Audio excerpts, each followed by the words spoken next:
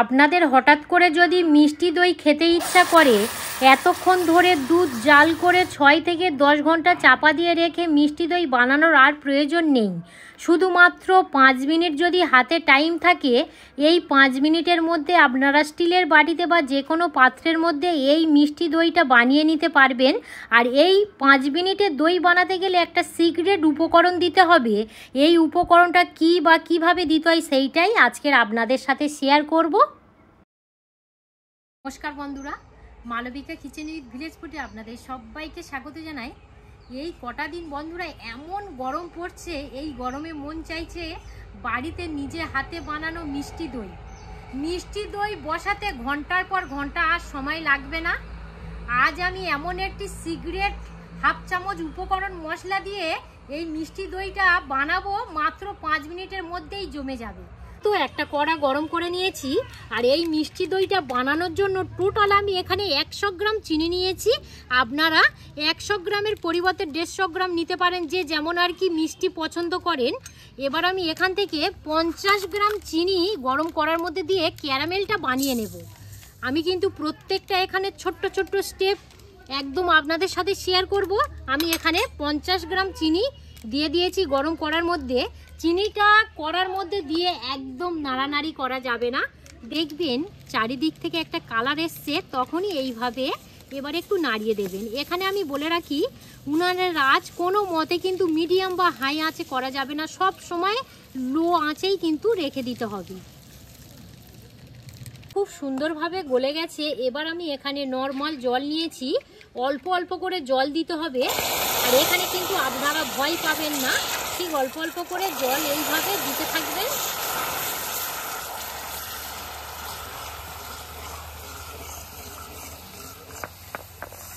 এখানে আমি আরও একটা ছোট্ট টিপস বলে দেব, আপনারা কখনো চিনির ক্যারামেল বানাতে গেলে দুধ ব্যবহার করবেন না। দুধ যদি দেন তাহলে কিন্তু অনেক সময় চিনির ক্যারামেলটা আর কি কেটে যেতে পারে। সব সময় চেষ্টা করবেন একটু নর্মাল জল দিয়েই চিনির ক্যারামেলটা বানানো। চিনির ক্যারামেলটা এই পাত্রের মধ্যে নামিয়ে নিলাম।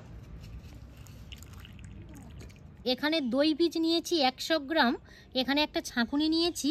এই কাজটা একটু 10 থেকে 15 মিনিট আগে করে নিতে হবে। এবার এই দইটা ছাঁকুনির মধ্যে রেখে দেব। আর কোনো মতে কিন্তু এই দইটা ফ্রিজে রাখা যাবে না, একদম পুরো নর্মাল টেম্পারেচার করতে হবে। এখানে আবারও একটা কড়া বসিয়ে দিয়েছি, 250 গ্রাম প্রথমত জল দিয়ে দেব, পরে আমি আরও 250 গ্রাম জল দেব। টোটাল এখানে আমি 500 গ্রাম জল ব্যবহার করলাম। আপনারা জলের পরিবর্তে যদি লিকুইড দুধ দিয়ে এই দইটা বানান, তাহলে ফুল ক্রিম দুধ নিয়ে 500 গ্রাম দিয়ে দেবেন। আমি আজকের গুঁড়ো দুধ দিয়ে এই দইটা বানাবো। জলটা হালকা গরম করে নিয়েছি, এইভাবে একটু আঙুল দিয়ে দেখবেন যাতে হাতের সঙ্গে আর কি সহ্য হয়, এই রকমই জলটা গরম করে নিতে হবে। আর এখানে নিয়েছি আমি গুঁড়ো দুধ 100 গ্রাম। 500 গ্রাম জলের জন্য 100 গ্রাম গুঁড়ো দুধ নিয়েছি। আপনারা গুঁড়ো দুধের পরিমাণটা একটু বাড়িয়ে দিলেও দিতে পারেন, কোনো অসুবিধা নেই। 150 বা 200 গ্রামও দিয়ে দিতে পারেন। এবার আমি গুঁড়ো দুধটা অল্প অল্প করে দেব, আর এইভাবে মিশিয়ে নেব। কোনো মতে যেন গুঁড়ো দুধটা দলা পাকিয়ে না যায়, সেদিকে একটু খেয়াল রাখতে হবে। এইভাবে অল্প অল্প করে দিতে হবে, আর এইভাবে নাড়তে হবে। যদি আপনারা জলটা বেশি গরম করে ফেলেন, তাহলে কিন্তু গুঁড়ো দুধটা দেওয়ার সঙ্গে সঙ্গে দলা পাকিয়ে যেতে পারে। দিয়ে দেবো সেটা হলো চিনি। আমি এখানে টোটাল 100 গ্রাম চিনি নিয়েছিলাম। যতটা পরিমাণে ক্যারামেল বানিয়েছি, আর তারপরে যে যতটা আর কি রয়ে গেছে ততটা এই দুধের মধ্যে দিয়ে দিলাম। এবারে ভালো করে এইভাবে ফেটে নেব। ঠিক এতটা ছিল, দুধটা ফুটিয়ে ফুটিয়ে অনেকটাই আর কি মেরে নিয়েছি। এবার এখানে যে চিনির ক্যারামেলটা আমি বানিয়ে রেখেছিলাম, এইভাবে অল্প অল্প করে দেব, আর এইভাবে মিশিয়ে নেব।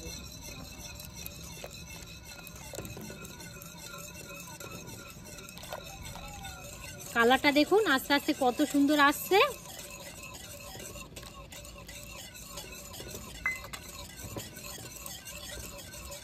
এবারে আর বেশিক্ষণ ফোটাবো না, 1 মিনিটের মতো ফুটিয়ে নিয়ে নামিয়ে নেব। 15 মিনিটের মতো এই দই বীজটা আমি ছাঁকুনির মধ্যে দিয়েছিলাম, আর জলটা কতটা বার হয়েছে দেখুন। নিয়ে এবার যেটা করতে হবে, ভালোভাবে এইভাবে ফেটে নিতে হবে।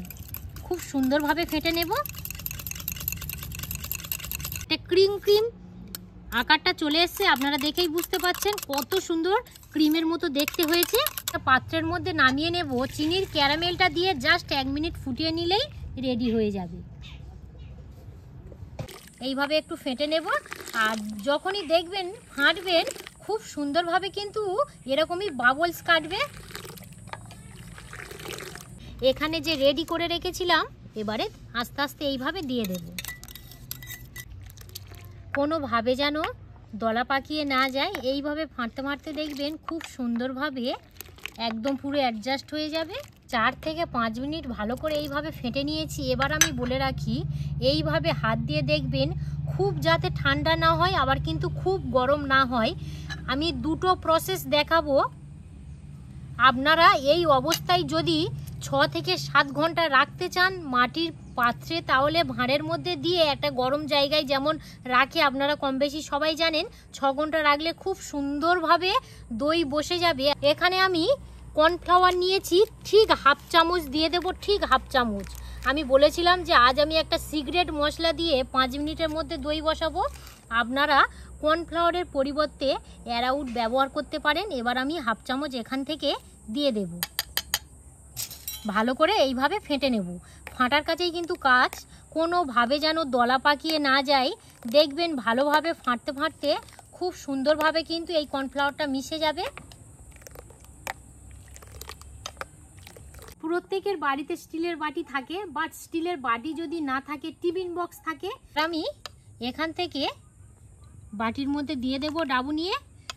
আমি যে প্রসেসে দইটা বানাচ্ছি মাত্র 5 মিনিটে, আমার যাতে প্রত্যেকটা বন্ধুরা বানাতে পারে, প্রত্যেকটা আমি ছোট্ট ছোট্ট টিপস শেয়ার করেছি। কোথাও কিন্তু কেউ কেটে কেটে দেখবেন না, কেটে কেটে দেখলে আপনারা কিন্তু দই বানাতেই পারবেন না। তো এখান থেকে এইভাবে দিয়ে দেব, এইভাবে দুটো বাটি একদম পুরো ভরে গেছে। দিদি ভালো, যা ভেবেছি 2টো বাটি হয়ে যাবে, 2টো বাটি হয়ে গেছে। এখানে আমি 2টো ফুয়েল পেপার নিয়েছি, এবারে বাটির মধ্যে এইভাবে দিয়ে দেব। আর আপনারা যদি টিফিন বক্সের মধ্যে করতে চান তাহলে তো কোনো চিন্তার কোনো কারণ নেই। টিফিন বক্সের যে ঢাকাটা থাকে সে ঢাকাটা ভালো করে এইভাবে সিল করে দেবেন, যাতে বাইরের বাতাস ভিতরে ঢুকতে না পারে, আর ভিতরের বাতাস যাতে বাইরে না বার হতে পারে। এইভাবেই একটু ভালো করে সিল করে দেব। এই আরও একটা বাটির মধ্যে দিয়ে দেব। ফুয়েল পেপার দিয়ে করলে কি হয়, পারফেক্টভাবে কিন্তু দইটা বসে যায়। এবারে ভালো করে এইভাবে মুখটা সিল করে দেব। কড়ার মধ্যে অল্প করে জল দিয়ে, জলটা যখনই ফুটে উঠবে এরকমই একটা স্ট্যান্ড বসিয়ে দিতে হবে। এখানে দেখুন আমি একটা স্ট্যান্ড বসিয়ে দিয়েছি। এবারে স্ট্যান্ডের উপর এই 2টো বাটি বসিয়ে দেব। এই বাটি দুটো একটু সাবধানেই বসাতে হবে। দাঁড়াও দাঁড়াও, আগু পিছু করে নিই। দেখো হয়েছে, দেখো হয়ে গেছে। হ্যাঁ হয়ে গেছে দিদি, হ্যাঁ হয়েছে। এই দেখুন বন্ধুরা, এরকম ভাবে 2টো বাটি বসিয়ে দিয়েছি। এবার যেটা করব, এরকমই একটা চাপা নিয়েছি, ঠিক এইভাবে চাপা দিয়ে মাত্র 5 মিনিট মিডিয়াম আঁচে জাল করে নেব, তারপর আবার ফিরে আসি। এবারে চাপাটা খুলে নেব। এবার যেটা করতে হবে বন্ধুরা, গরম গরম অবস্থায় বাটিটা একদমই নিচে লাগানোর চেষ্টা করবেন না, বা এই কাগজটা কিন্তু খুলতে যাবেন না। কিছুক্ষণ রেখে দেবেন যাতে সম্পূর্ণভাবে ঠান্ডা হয়ে যায়। সম্পূর্ণভাবে ঠান্ডা করে নিয়েছি। এবারে আমি যে ফুয়েল পেপারটা দিয়েছিলাম, একে একে বাটি থেকে ফুয়েল পেপারটা এইভাবে খুলে নেব। আবারও বলছি, সম্পূর্ণভাবে কিন্তু ঠান্ডা করতে হবে, গরম অবস্থায় আপনারা কিন্তু খুলতে যাবেন না। এই দেখুন বন্ধুরা কত সুন্দর সেট হয়েছে। দেখুন বন্ধুরা, মাত্র 5 মিনিটেই মিষ্টি দই বাড়িতে খুব সুন্দরভাবে আপনারা বানিয়ে নিতে পারবেন। কত সুন্দর হয়েছে দেখুন। আর এখানে যে কত সুন্দর জালি জালি কেটেছে দেখুন। তো একটা তো পাত্র খুলে নিলাম, আরও একটা পাত্র আমি খুলে নেব। এত সুন্দর বন্ধুরা, মাত্র 5 মিনিটে আপনারা মিষ্টি দই বাড়িতে বানিয়ে নিতে পারবেন ইনস্ট্যান্ট। ভিডিওটি না দেখলে প্রথম থেকে শেষ পর্যন্ত বিশ্বাসই করতে পারবেন না। এই দেখুন বন্ধুরা, কত সুন্দর একদম পুরো দইয়ের শেপটা চলে এসছে। দেখুন, আপনারা তো দেখেই বুঝতে পারছেন। এই দেখুন, এই 2টো পাশাপাশি বসিয়েছি, আপনারা তো দেখেই বুঝতে পারছেন কত সুন্দর হয়েছে। এই দেখুন কত সুন্দর হয়েছে, শুধু দেখুন। এই দেখুন বন্ধুরা কত সুন্দর কাটছি, আর দইটা কত সুন্দরভাবে কাটা যাচ্ছে দেখুন। এই দেখুন কত সুন্দর দইটা শুধু বসেছে দেখুন। এবার আমি একটা প্লেটের মধ্যে রাখবো। এই দেখুন কত সুন্দর দইটা শুধু হয়েছে দেখুন। এই দেখুন কত সুন্দর দইটা বসেছে শুধু দেখুন, আপনারা দেখেই বুঝতে পাচ্ছেন। দিদি বলো, দইটা কেমন হয়েছে বলো? খুব সুন্দর হয়েছে। খুব সুন্দর হয়েছে। কালারটা দেখো দিদি, খুব সুন্দর কালার। হ্যাঁ খুব সুন্দর। ভীষণ মজার, তাও আবার ইনস্ট্যান্ট। আপনারা এই দইটা বানিয়ে খেতে পারবেন, না লাগবে 7 ঘন্টা 8 ঘন্টা রাখার দরকার নেই বা অপেক্ষা করার দরকার নেই। কত সুন্দর হয়েছে দেখুন। এবার আমি একটা বাটি থেকে তো কাটলাম, আরও একটা বাটি থেকে আমি কেটে দেখাবো। এই দেখুন এবার এই বাটিটা থেকে কাটছি, কত সুন্দর বসেছে দেখো। সাটা এই দেখুন বন্ধুরা কত সুন্দর, প্রত্যেকটা বাটি থেকে কিন্তু আমি কেটে দেখাচ্ছি, ভীষণ মজারভাবে জমেছে। এই দেখুন কত সুন্দর জমেছে শুধু দেখুন।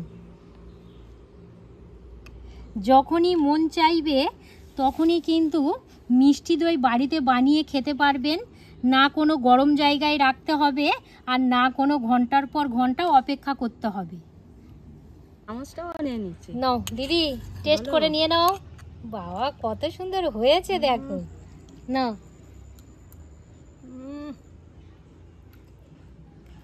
এত সুন্দর হয়েছে না গো, উফ, চোখ ফেরাতে পারছি না। চোখ ফেরাতে পারছি না সত্যি। তুমি খেয়ে দেখো, আমার কাছে দাও ধরি। তুমি একটু টেস্ট করব। এই দেখুন কত সুন্দর হয়েছে শুধু দেখুন, আর কত সুন্দর জমেছে শুধু দেখুন। আপনারা বাড়িতে না বানিয়ে খেলে বিশ্বাসই করবেন না, মাত্র 5 মিনিটের মধ্যেও মিষ্টি দই বানানো যায়। এবার আমি একটু টেস্ট করব। চোখ ফেরাচ্ছ? এত সুন্দর বন্ধুরা ফ্লেভার এসেছে। আমি নিজে বানিয়েছি বলে যে বলছি তা নয়, আপনারা বিশেষ করে এখন প্রচণ্ড গরম পড়েছে, আমার মতো প্রসেসে একবার বানিয়ে খাবেন, তারপর আমাকে কমেন্ট করবেন।